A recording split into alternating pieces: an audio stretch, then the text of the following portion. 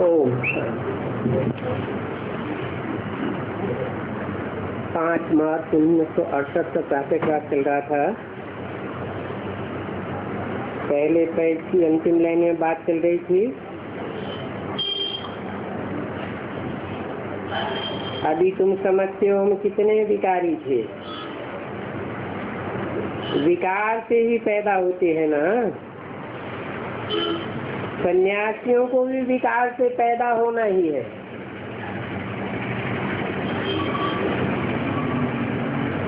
पांच 368 वाणी का दूसरा पेज। माता के गर्भ से जन्म लेकर के फिर सन्यासी सन्यास करते हैं।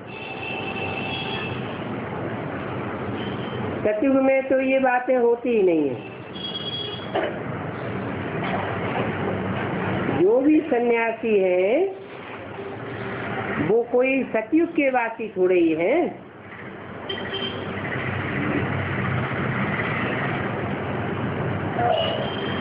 कहाँ के वासी हैं? द्वापर में नहीं पैदा होते, द्वैतवादी युग के हैं। वो सत्य युग को भी समझते नहीं हैं।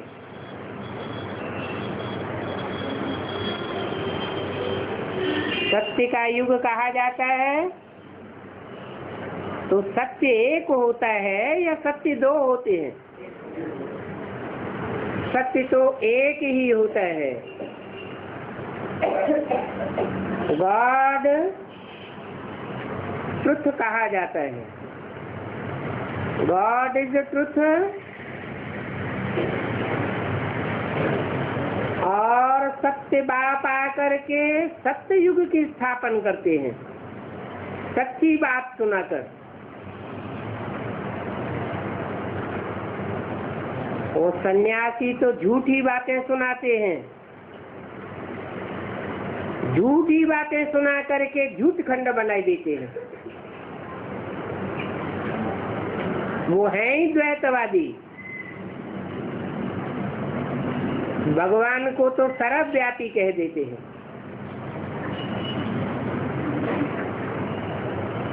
कई तो कह देते हैं सत्युग तो सदैव है ही है।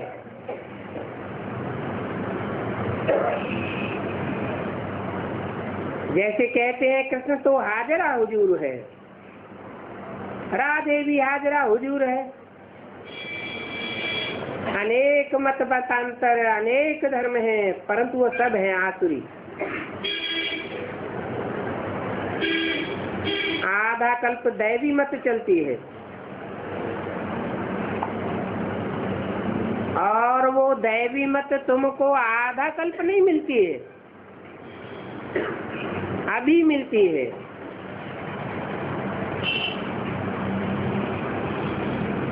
तुम ही ब्रह्मावंशी, सूर्यवंशी, चंद्रवंशी भी बनते हो।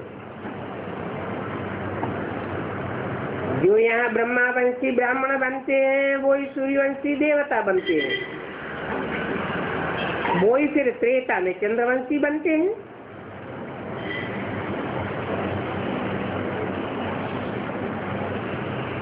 ब्राह्मणों की डायनेस्टी नहीं होती है। ब्राह्मण तो सेवाधारी होते हैं। उनकी राजाई नहीं चलती है। ब्राह्मणों का कुल तो होता है, परंतु राजाई नहीं होती है। इनको डायनेस्टी नहीं कहेंगे।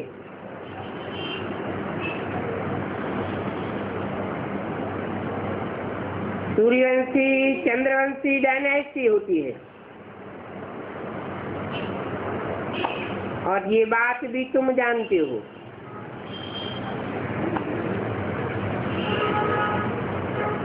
जो और धर्मों में कन्वर्ट होने वाले हैं वो ये बात नहीं जानते, और अभी जानते नहीं है तो मानते भी नहीं है, और उस बात पर चलते भी नहीं है। कैसे? बल ब्राह्मण बने हैं परंतु सेवाधारी बनते ही नहीं, औरों पर कंट्रोल झाड़ते रहते हैं। समझते हैं हमारी राजाई यहाँ चल पड़ी है।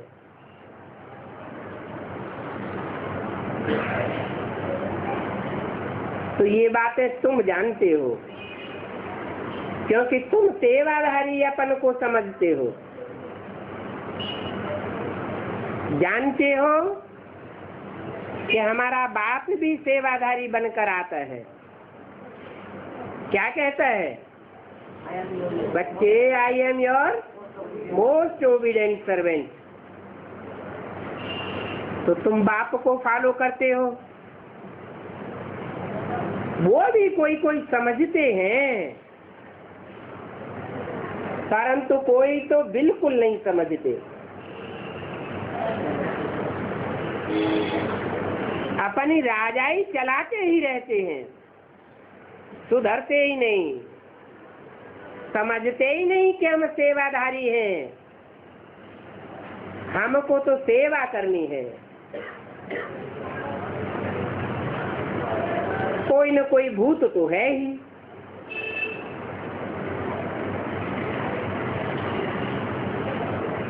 भूत कौन से युग से होते हैं? द्वापर युग से भूत होते हैं, और वो भूत भावन भगवान इस सृष्टि पर आ जाते हैं तो भी नहीं निकलते। भूतों का राज्य चलता ही रहता है। सतयुग में तो कोई भूत नहीं होता। कलियुग के बाद सतयुग आता है।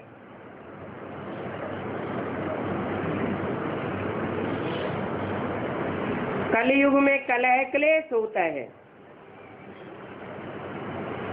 सत्ययुग में तो कलह क्लेश होता नहीं। एकता होगी तो झगड़ा होगा, या अनेकता होगी तो झगड़ा होगा? अनेकता में ही झगड़ा होता है। वहां तो होते ही हैं देवी देवताएं, और बहुत सुखी होते हैं।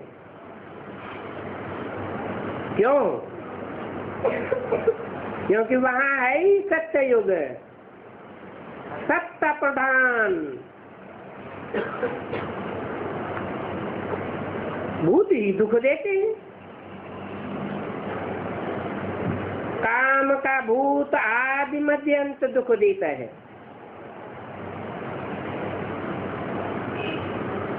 तो इस भूत को निकालने में बहुत मेहनत करनी है।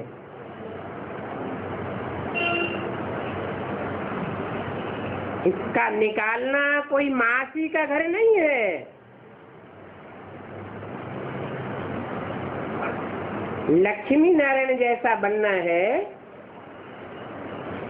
तो सर्वगुण संपन्न बनना है, तूला कला संपूर्ण बनना है। बाप समझाते हैं भाई बहन समझो, तो क्रिमिनल दृष्टि नहीं जाएगी। हर बात में हिम्मत चाहिए।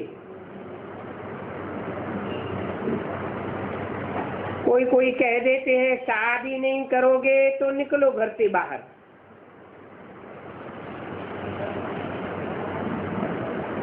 तो फिर हिम्मत चाहिए ना इस बात की है। धरत परिये पर धर्म न छोड़िए। घर से बाहर निकाल देते हैं तो भी धर्म का पालन करना चाहिए। सब कुछ जांच भी की जाती है। तुम बच्चे तो अभी बहुत बहुत पद्मा पदम भाग्यशाली बनते हो, जानते हो ये सब कुछ खत्म हो जाएगा, सब मिट्टी में मिल जाना है। कोई तो है जो अच्छी हिम्मत रख करके चल पड़ते हैं।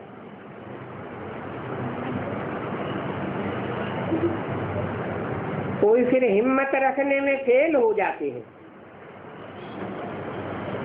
बाबा हर बात में अच्छी रीति समझाते रहते हैं। बाबा ने कितना समझाया है, ऐसे ऐसे प्रश्न बना करके पर्चे छपाओ। कलयुगी आसुरी संप्रदाय हो या सतयुगी दैवी संप्रदाय हो, परंतु अभी तक बम्बई, दिल्ली, कलकत्ता कोई की बुद्धि में नहीं बैठा है।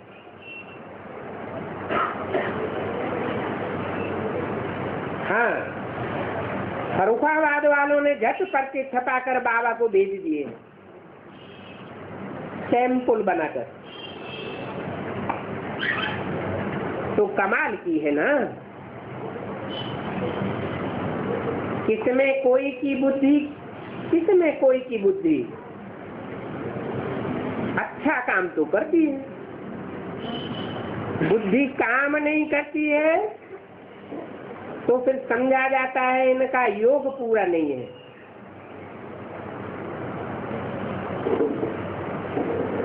भारत का प्राचीन राजयोग मशहूर है। इस योग से ही तुम विश्व के मालिक बनते हो। पढ़ाई है सोर्स ऑफ इनकम। पढ़ाई से नंबरवार पुरुषार्थ अनुसार तुम ऊंच पद पाते हो, परंतु देही अभिमानी होकर रहना बड़ा मुश्किल है।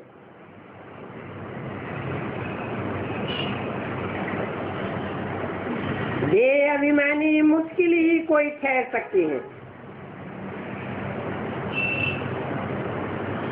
बहन को भी देखने से दिल होती है उनको भाटी पहनूं,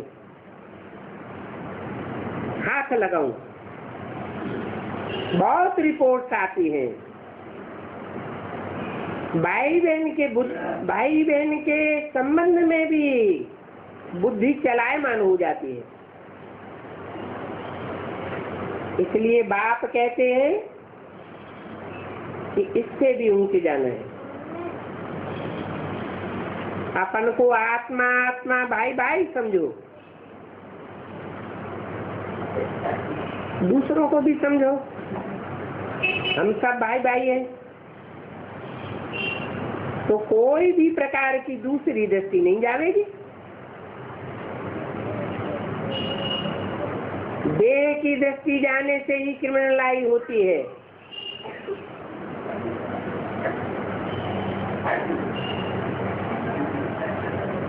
बाप कहते हैं बच्चे अशरीरी भव, देही अभिमानी भव। अपन को आत्मा समझ, आत्मा अविनाशी है। शरीर से पार्ट बजाती है, पार्ट बजाया फिर शरीर से अलग हो जाना है। ये देवान का कपड़ा उतार देना चाहिए।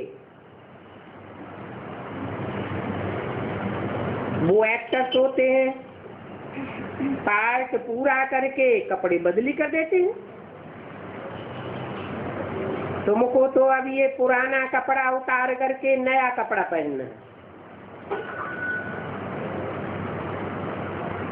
आत्मा तमो प्रधान है तो शरीर भी तमो प्रधान है। तमो प्रधान आत्मा मुक्ति में जा ही नहीं सकती। पवित्र आत्मा बने तब मुक्ति में जाए। अपवित्र आत्मा वापस जा ही नहीं सकती। ये तो झूठ बोलते रहते हैं फलाना ब्रह्म में लीन हो गया। अरे एक भी नहीं जा सकता। वहां भी जैसे सिजरा बना हुआ है, तो नंबरवार जाते हैं, नंबरवार रहते हैं, नंबरवार उतरते रहते हैं। ये बात तुम ब्राह्मण बच्चे ही जानते हो। गीता में ब्राह्मणों का नाम कुछ भी दिखाया नहीं है।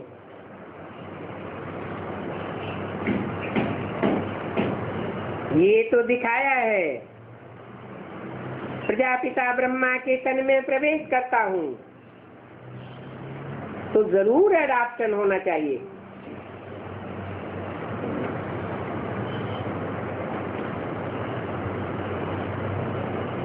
परंतु ब्राह्मण तो है भिखारी।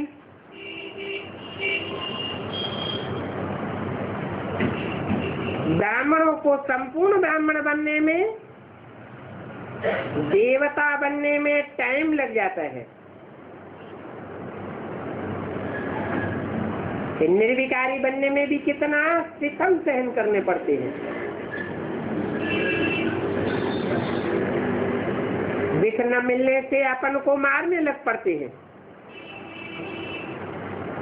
कि दुख दो नहीं तो हम कूदते हैं। आंखों से ये नाम रूप देखने से बहुतों को विकल्प आते हैं। भाई बहन के संबंध में भी गिर पड़ते हैं। लिखते हैं बाबा हमने काला मुंह कर दिया। भाई बहन हो और काला मुंह कर दे, ऐसों को तो जेल में डालना चाहिए। बाप ने कहा भाई बहन होकर रहो, परंतु तुमने ये खराब काम कर दिया, इसकी फिर बड़ी भारी सजा मिल जाती है।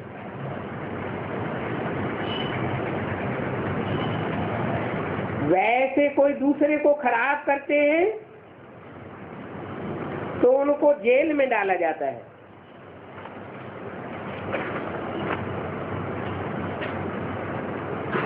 वैश्याओं के पास जाने से कोई जेल में डालने की बात थोड़ी ही होती है।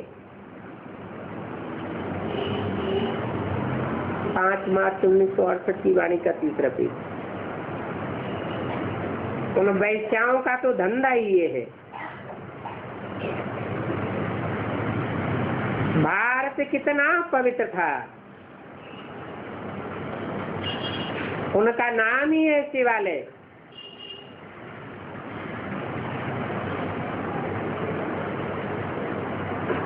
शिवालय शिव बाबा ने ही स्थापन किया।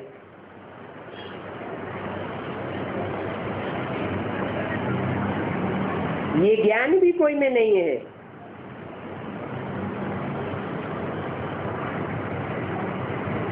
कि शिवालय कौन स्थापन करते हैं?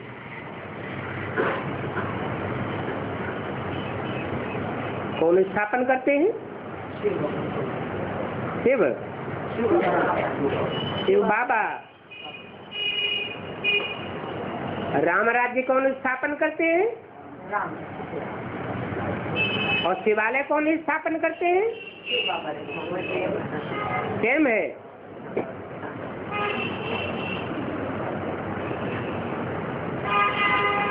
क्योंकि राम के तन में ही निराकार राम बाप शिव आते हैं,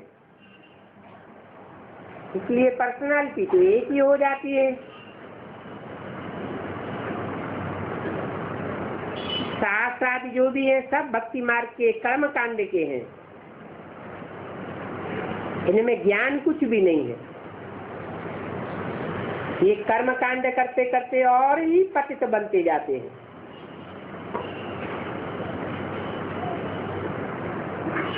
भक्ति से आते हैं ये कर्म कांड, भक्ति से होती है दुर्गति और ज्ञान से होती है सदगति।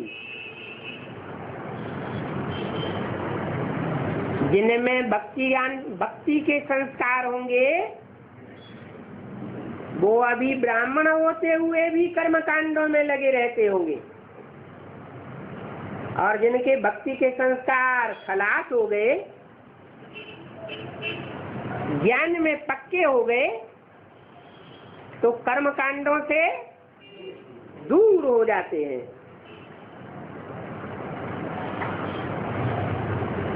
बाकी ये तो पक्का है कि भक्ति के कर्म कांडों से दुर्गति होती है। बाप कहते हैं इस बात में लड़ने झगड़ने की क्या दरकार है। कोई ज्ञान लेने के बाद भी अगर कर्म कांडों में लिप्त रहता है तो उससे लड़ने झगड़ने की बात नहीं होनी चाहिए। भक्ति करने वालों को कब मना नहीं करना चाहिए कि भक्ति करना नहीं है। सदगति कहा जाता है सतयुग को।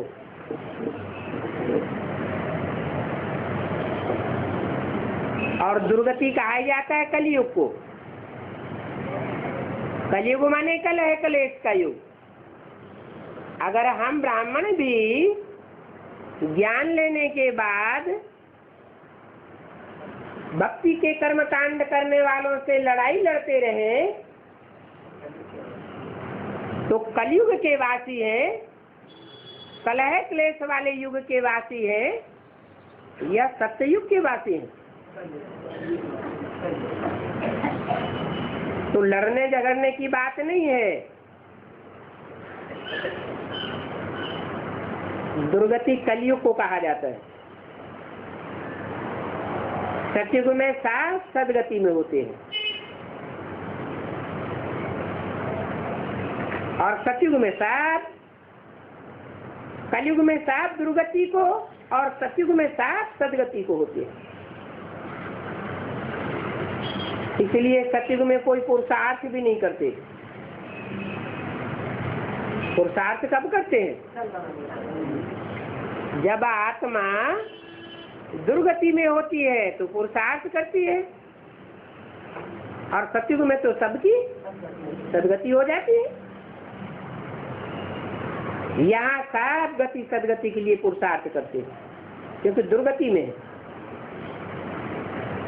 गंगा स्नान करने जाते हैं तो जरूर कहेंगे दुर्गति में। अच्छा, ब्राह्मणों की दुनिया में कोई गंगा स्नान करने जाते हैं क्या? है?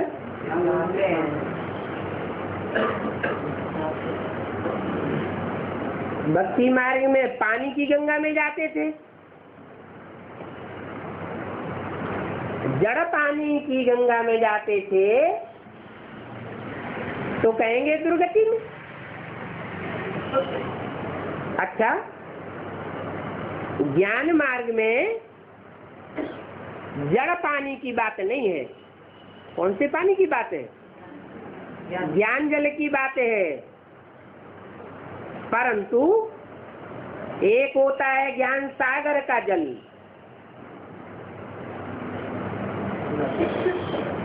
सीमाहीन है। सागर मंथन का नाम बहुत बाला है। चैतन्य सागर है या जड़ सागर की बात है? चैतन्य सागर की बात है। वो अथाह जल वाला है, और नदियां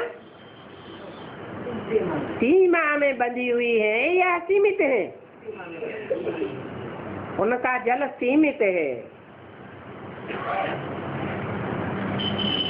नदियां मैदान से गुजर करके आती हैं तो नीचे स्टेज में आ जाती है या ऊंची स्टेज में रहती है? नीची स्टेज में आती हैं तो उनमें कचरा इकट्ठा हो जाता है।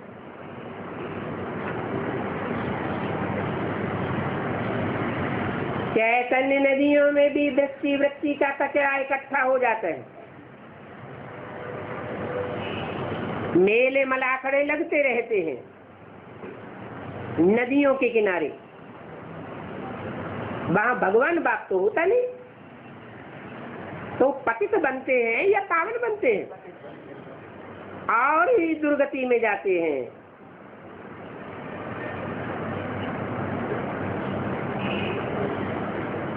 वो गंगा का पानी थोड़ा ही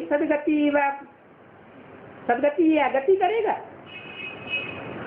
या पति से पावन बना देगा। मनुष्य कुछ भी नहीं समझते। तुम्हारे में भी नंबरवार हैं जो समझते हैं कि भक्ति मार्ग में शंकर के सिर के ऊपर जो गंगा दिखाई है वो कोई पानी की गंगा नहीं है और कोई वो ज्ञान गंगा नहीं है जो श्रेष्ठ संबंध से उतर करके भ्रष्ट संबंधों में आ जाती है। इसलिए क्या बोला है, नदियां अगर सागर से कनेक्शन रखती हैं तो नदियां हैं, पतित पावनी है। अगर सागर से कनेक्शन नहीं है तो नाला बन जाती है। परंतु मनुष्य कुछ भी नहीं जानते।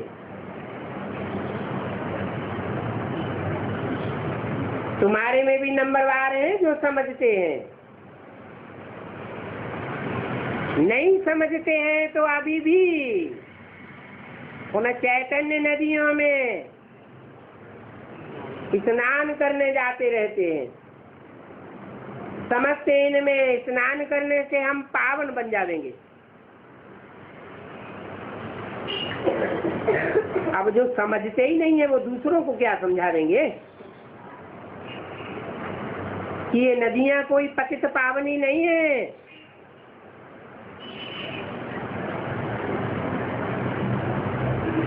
इसलिए बाबा भेजता ही नहीं है इसको है?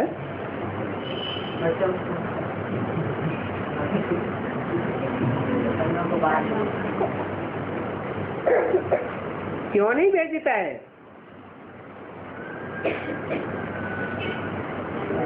कि नदियां कोई पतित पावनी नहीं है। नदियां जब एक की बन जाए,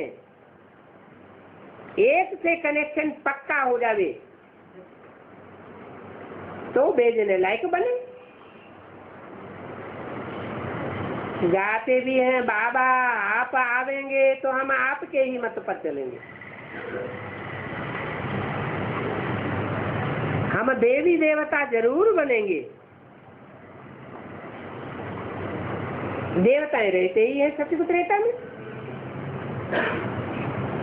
परंतु फिर भी दैवी गुण धारण नहीं करते हैं। आसुरी स्वभाव में ही चलते रहते हैं। सबसे जास्ती विकार है। इन विकारों के बगैर तो मनुष्य रह ही नहीं सकते।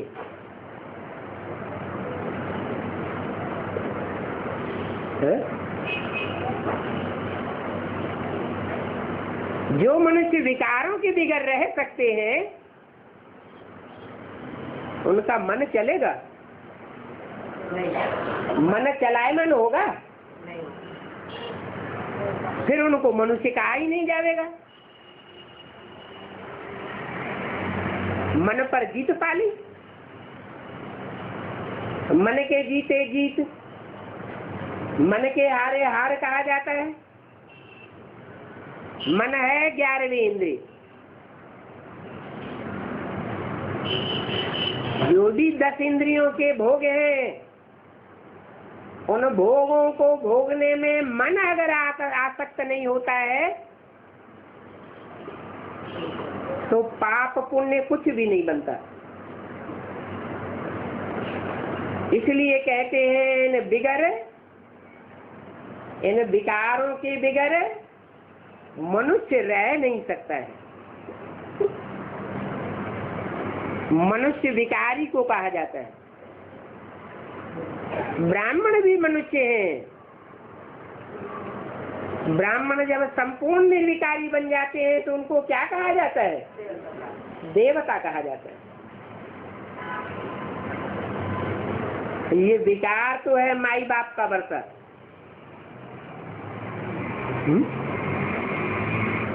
माई बाप का वर्षा है।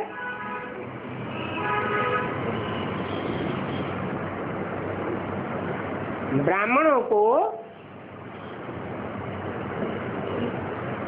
किसका वर्षा लेने वाला कहेंगे?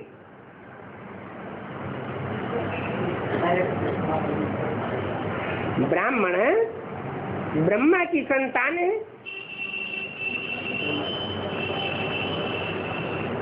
ब्रह्मा को विकारी कहे या निर्विकारी कहे? है? अरे ब्रह्मा की पूजा होती है, मंदिर बनते हैं, मूर्तियां बनती हैं, क्यों नहीं बनती? पवित्रता की पूजा होती है ना। क्योंकि ब्रह्मा को तो दाढ़ी मूछ वाला दिखाया जाता है। दाढ़ी मूछ वाले की तो पूजा हो न सके। और ब्राह्मण है ब्रह्मा की संतान, तो फिर किसकी संतान बनना पड़े? महादेव ब्रह्मा तो फिर जब विष्णु बने तब वैष्णव संप्रदाय कहा जाए, दैवी संप्रदाय कहा जाए।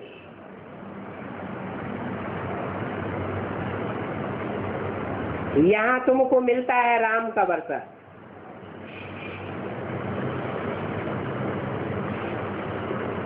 पवित्रता का वर्षा मिलता है।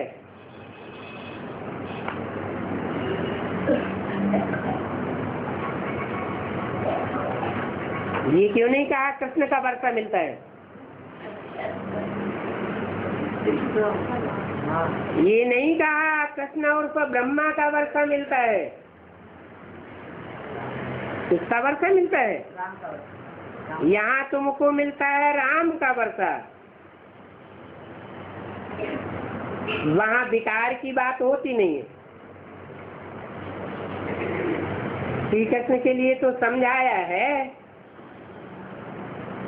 वो पावन था, वो ही कृष्ण फिर 84 जन्म लेकर के पतित बने हैं।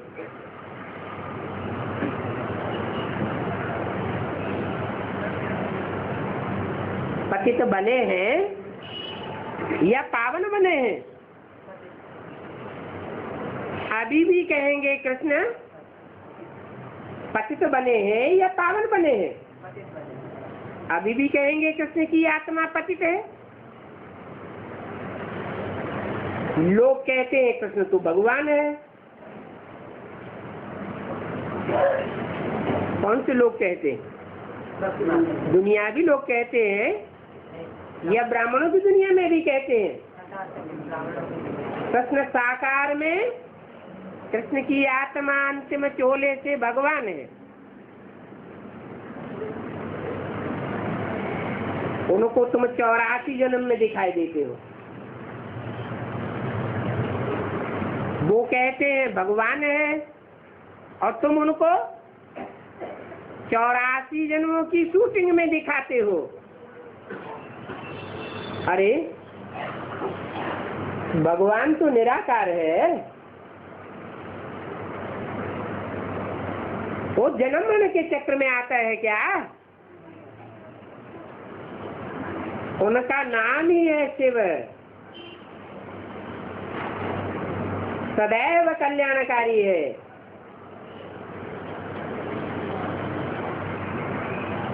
नाम किस आधार पर पड़ता है? जरूर वो ऐसी आत्मा है जिसने सदैव कल्याण का ही काम किया है, इसलिए नाम पड़ता है शिव। बाप कितना अच्छी रीति समझाते हैं, तरस भी पड़ता है। इतना समझाते हैं तो भी बुद्धि में बैठता नहीं है। वो तो रहम दिल है ना।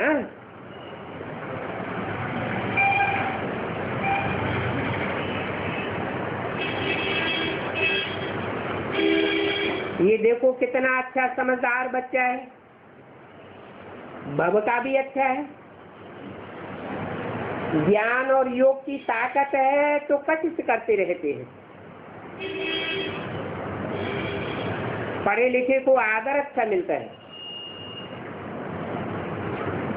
अनपढ़े को आदर मिलता नहीं है। अब हम तो ये जानते हैं इस दुनिया में सभी आसुरी संप्रदाय हैं जो कुछ भी समझते नहीं है। शिव और शंकर तो बिल्कुल ही क्लियर है।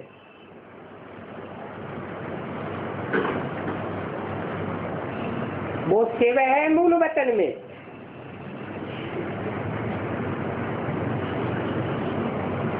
और वो बीच में कौन? शंकर है बीच में, सूक्ष्म वचन में। अब शिव और शंकर दोनों एक जैसे कैसे होंगे?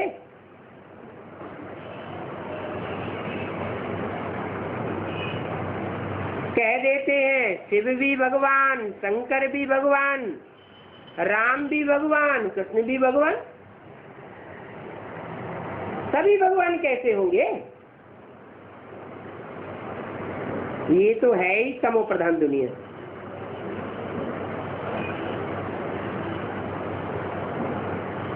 सभी को, कुत्ते को, बिल्ले को, ठिक्कर को, भित्तर को ईश्वर कह देते हैं।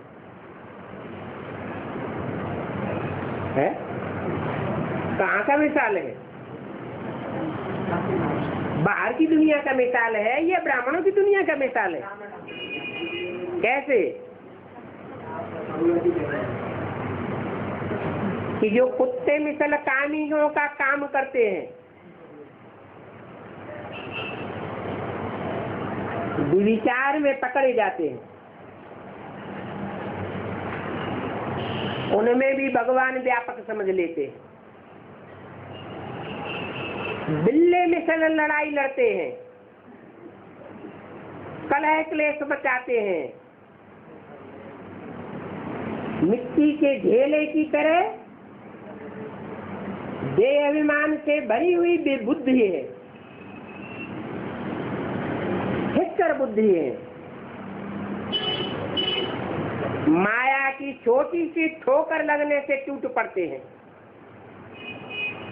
उनमें भी भगवान समझ लेते हैं। ज्ञान के रास्ते में भीत अर्थात दीवाल बनकर के खड़े हो जाते हैं। न ज्ञान के आधार पर खुद भगवान को पहचानते हैं, न दूसरों को पहचानने देते हैं। ऐसे भित्तर बुद्धियों को भी भगवान समझ लेते हैं, ईश्वर कह देते हैं। और कहने वाले अपन को भी आसुरी संप्रदाय समझते नहीं है।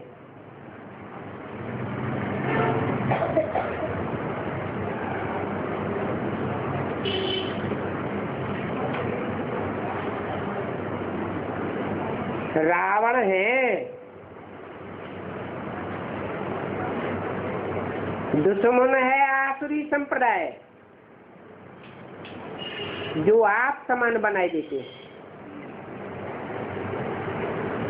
बाप फिर तुमको आप समान दैवी संप्रदाय बनाते हैं। ये क्या कहा? आसुरी संप्रदाय असुर बना देते हैं, और बाप क्या बनाते हैं? बाप फिर तुमको आप समान दैवी संप्रदाय बना देते हैं। बाप क्या देवी देवता है? फिर आप समान क्यों कहा? जिस तन में प्रवेश करते हैं वो देवताओं में बड़ा देवता महादेव है। तो बोला बाप फिर तुमको आप समान दैवी संप्रदाय बनाते। वहाँ रावण होता ही नहीं है, वहाँ थोड़े ही रावण को जला देंगे। आधा कल्प के बाद रावण राज्य होता है। रावण राज्य को आधा कल्प चलने हैं। मनुष्य कितने पत्थर ठिक्कर बुद्धि है, ऐसे मनुष्य बाप की कितनी इंसल्ट, कितनी ग्लानि करते हैं।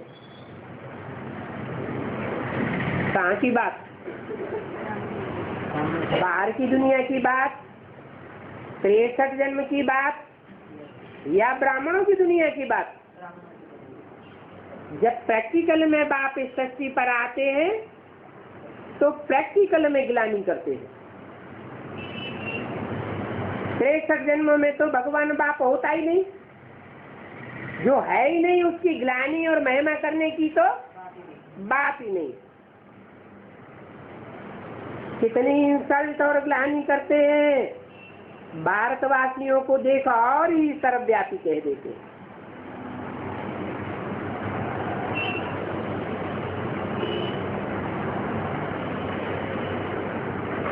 सबसे जास्ती गिरते भी ये भारतवासी हैं। बाप कहते हैं भारत में सबसे जास्ती ग्लानि करते हैं।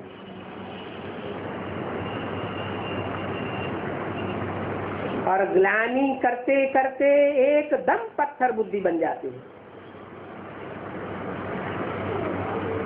क्यों? एकदम पत्थर बुद्धि कहाँ बनते हैं? 63 जन्मों में बनते हैं। ग्लानि करने से पत्थर बुद्धि एकदम, या संगम युग में बनते हैं। क्यों? क्योंकि 63 जन्मों में तो भगवान बाप होता ही नहीं, उसकी ग्लानि करना न करना कोई मतलब ही नहीं। लेकिन जब प्रैक्टिकल में आते हैं और कोई कोई अंजाम भी कर लेते हैं कि बाप आया हुआ है, निश्चय पत्र भी लिख कर दे देते हैं, फिर भी ग्लानि करते हैं। तो बोला एकदम पत्थर बुद्धि बन जाते हैं। तब मुझे आना पड़ता है। आना पड़ता है मानो आना पड़ता है, माने प्रत्यक्ष होना पड़ता है। प्रत्यक्ष होना माने जन्म लेना, शिव जयंती मनाना।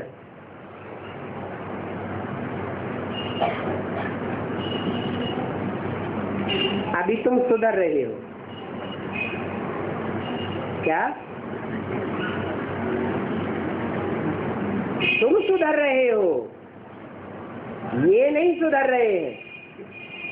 कौन सुधर रहे हो? तुम सुधर रहे हो। ये और इनके फॉलोअर्स नहीं सुधर रहे हैं, वो नहीं सुधर रहे हैं। वो माने कौन है? वो माने जो दूसरे धर्म में कन्वर्ट होने वाले हैं, कम जन्म लेने वाले ब्राह्मण हैं, वो नहीं सुधर रहे। ये भी नहीं सुधर रहे। क्यों? जो सुधरने वाला होगा वो अपने फॉलोअर्स को सुधारेगा या भटकाएगा? आप समान बनावेगा या बाप समान बनावेगा? है? बाप समान बनावेगा। ये है किसकी तरफ इशारा? ब्रह्मा बाबा की तरफ, कृष्ण की आत्मा की तरफ। तुम सुधर रहे हो, ये भी नहीं सुधर रहे हैं और वो भी नहीं सुधर रहे हैं। नहीं सुधर रहे हैं तो अपने फॉलोअर्स को भी नहीं सुधरने देते। जो भी इनको पक्के फॉलो करने वाले हैं वो शरीर छोड़ने वालों की लिस्ट में है या शरीर रहते पुरुषार्थ और पुरुषार्थ की प्रारब्ध पाने वालों की लिस्ट में?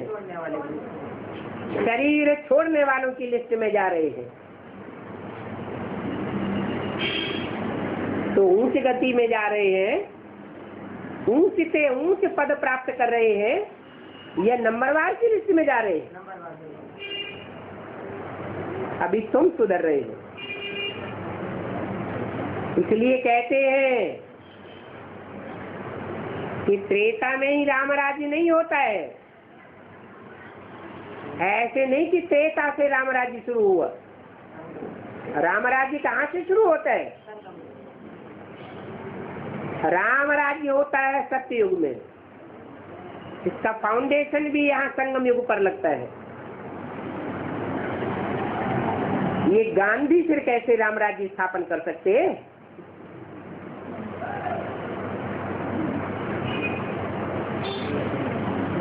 गांधी के लिए क्या बोला? राम राज्य चाहते थे, राम राज्य आवेगा,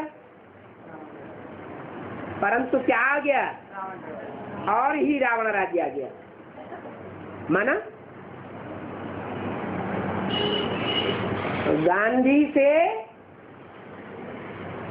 और ही गंध का राज्य स्थापन होगा या राम राज्य स्थापन होगा? और ही बड़े बड़े 5 स्टार होटल खुल चुके हैं।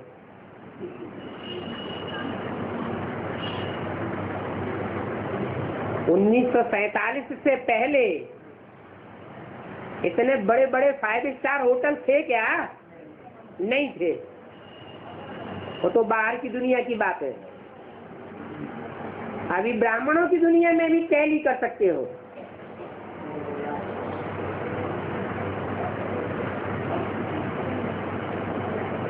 वो गांधी थोड़े ही कहते थे कि आत्मा अभिमानी बनो। तो कौन कहता था? है? अरे उनके मुख से ये वाक्य तो बोले गए, आत्मा अभिमानी बनो। तो कौन कहता था? शिव कहते थे। अगर शिव कहते थे और कहने वाला शिव स्वयं ही आत्माभिमानी न बने तो दूसरों को बना सकेगा? इस ब्रह्मा के तन के द्वारा बोलने वाले शिव आत्मा ने बोला आत्माभिमानी बनो, और जिस तन के द्वारा बोला वो चेहरा मोहरा स्वयं आत्माभिमानी न दिखाई दे तो लोगों के ऊपर असर पड़ेगा? नहीं पड़ सकता। तो गांधी फिर राम राज्य कैसे स्थापन करेंगे? वो गांधी थोड़े कहते थे कि आत्माभिमानी बनो। कहने वाला तो शिव था, और शिव तो सदैव आत्माभिमानी है। बनने न बनने का सवाल ही नहीं। हाँ, जिस तन में प्रवेश करते हैं उसके लिए ये बात पैदा होती है आत्माभिमानी और देह अभिमानी बनने की। जो देह अभिमानी बनता है वो आत्माभिमानी बनता है।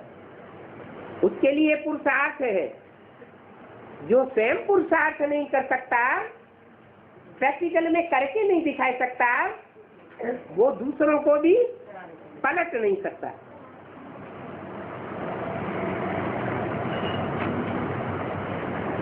बाप ही संगम पर कहते हैं। कौन सा बाप? मनुष्य शक्ति का जो बाप है, प्रजापिता, जिसमें वो निराकार शिव प्रवेश करता है, वो बाप कहते हैं संगम पर कहते हैं। और वो संगम है उत्तम से उत्तम पुरुष बनने का युग। साधारण संगम नहीं है। कैसा संगम है? जब पुरुष माने आत्माओं के बीच में उत्तम से उत्तम आत्मा प्रत्यक्ष होती है ब्राह्मणों की दुनिया में, फिर सारी दुनिया में, वो फिर समझते हैं गांधी ने राम राज्य स्थापन किया।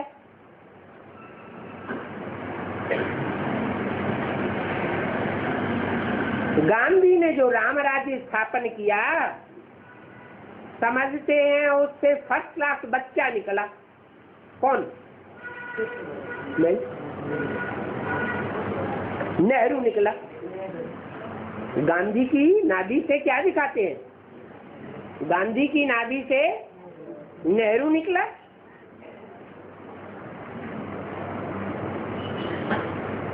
अभी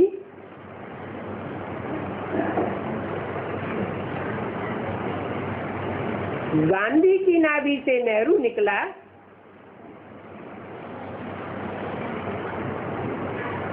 अभी बाप कहते हैं विष्णु की नाभि से ब्रह्मा निकला। क्या? यज्ञ के आदि में पहले ब्रह्मा था या ब्रह्मा को भी पढ़ाई पढ़ाने वाले कोई युगल और थे? नई दुनिया की आदि होती है तो आदि में विष्णु होता है या ब्रह्मा होता है? नई दुनिया की आदि में ब्रह्मा कहें या विष्णु कहें? अरे नई दुनिया होगी तो नई दुनिया की आदि में राज्य किसका होगा? विष्णु का राज्य होगा, विष्णु होगा। जो आदि में सो अंत में भी होगा।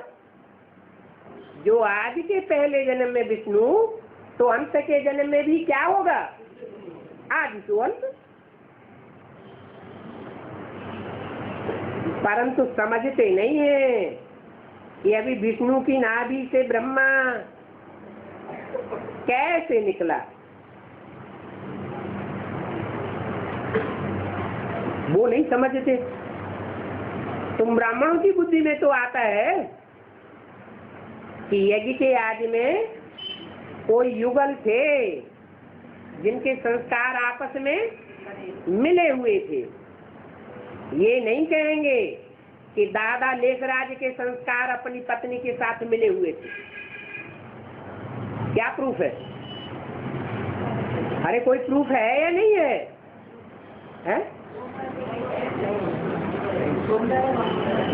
हाँ, दादा लेखराज की पत्नी यशोदा, उनका साथ नहीं लिया यज्ञ संभालने के लिए। किसको साथी बनाया? हम राधे मम्मा को साथी बनाया। इससे क्या साबित हुआ है? कि उनके संस्कार मिले हुए नहीं थे, लेकिन उनको जो पढ़ाने वाले थे, उनके साक्षात्कारों का रहस्य समझाने वाले प्रैक्टिकल में थे, उनके आपस में संस्कार मिले हुए थे।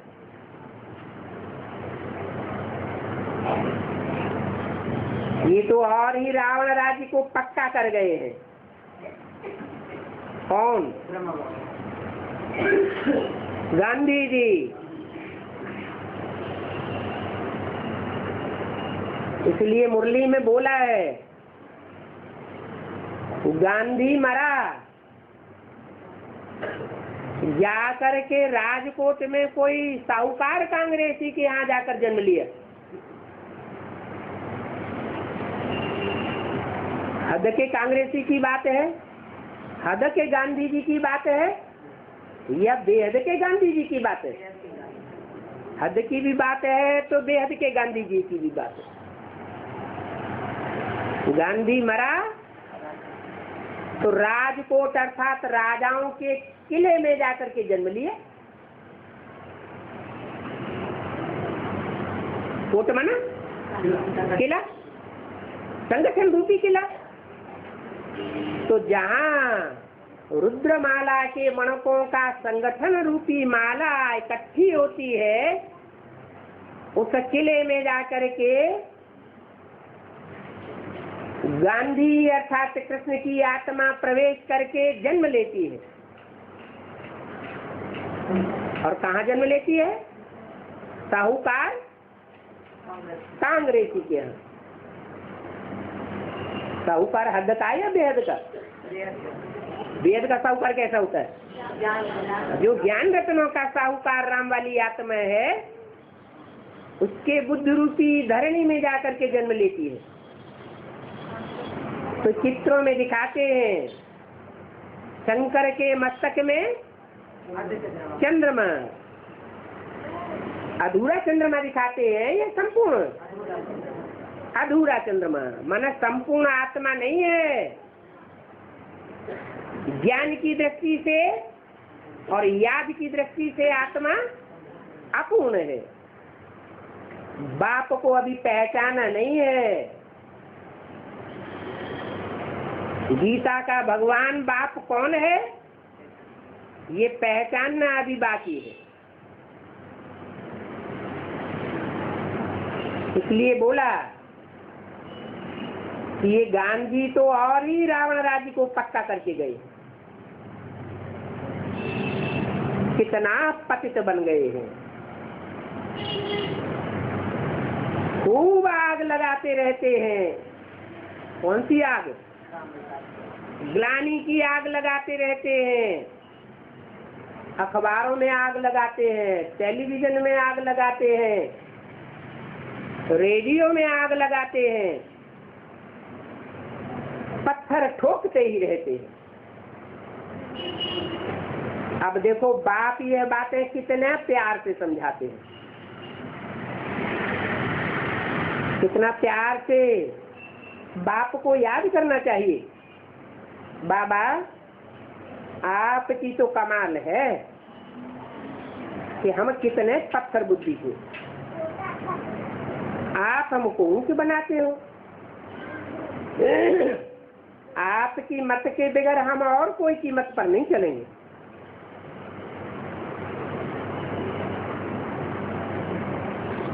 फिर भी अभी समझते नहीं है। न समझने के कारण, बाप को न पहचानने के कारण और उन्हों की मत पर चलते रहते हैं।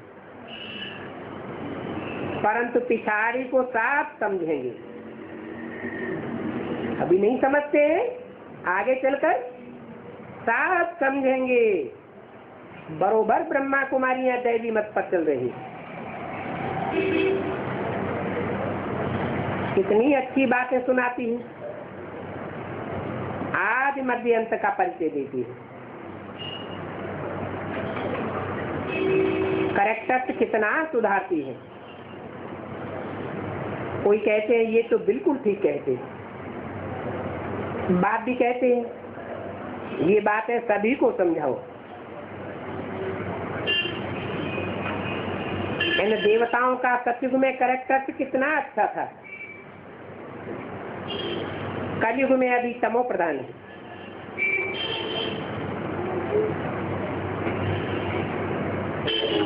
84 जन्मों की बात कोई भी नहीं जानती। ओम शांति।